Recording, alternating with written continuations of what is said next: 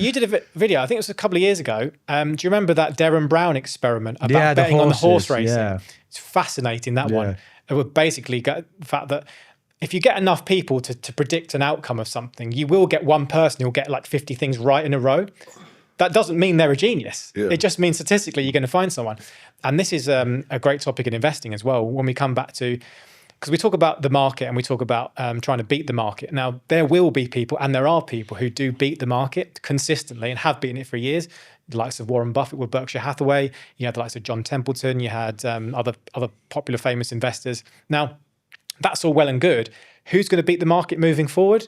I mean, I don't know. Other people may suggest, well, you just go with the people that have beaten before. They've got a good track record. But I personally think that's Warren Buffett could literally be the guy with the winning horses. He could be the guy, you know, you line up a 20,000 people, get them all to predict stocks. You get one at the end, and would you hold him up as going, he's the messiah? Yeah. Or would you go, he's the guy that he's the only one, which actually proves that it's, you know, statistically really hard. Because also it's so difficult. So although his track record is really good and, you know, unmatched by almost everyone, it's really, really difficult to then suggest that he can do that just basically moving forward. And also, not every pick has worked out correct as well. He's made plenty of mistakes too. It's just the winners, of course, when you have big winners, have made the huge difference to the portfolio.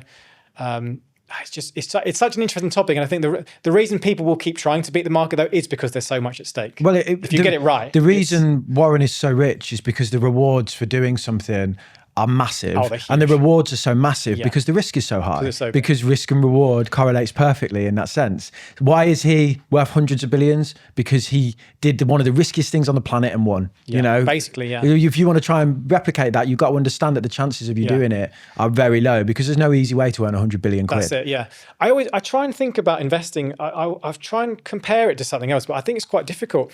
I always try and think about is finding a good investor like trying to predict a good footballer, or, you know, like Pop Idol or something, or trying to find the next hot person. It's like, I bet for every... I think it's like maybe like musicians. There's so many talented people that on face value, if you sat there and listened to them for half an hour, you'd be like, yeah, they've got it. But it's so random. So few make it. And it's luck and opportunity and a few things. It's like, I think the musical world is full of talented people. Exactly. Most of them are there's nothing. loads. We've obviously got more than ever. It's like, and it's like footballers. There'll be so many people up and down the country who will go and play. There's probably a Messi in Brazil that never got there's probably a spotted Messi out there right now. But unless they get the luck and the break to get into a team, their potential is never realised. But then you also think, okay, then I'm trying to think, is that not a good way of looking at it? Because let's say you get like David Beckham, for example, you know, how many times he was out there practicing curling the ball into the back of the net. How much of that is then skill on the day, or does he get a bit of luck as well on the day as well? How much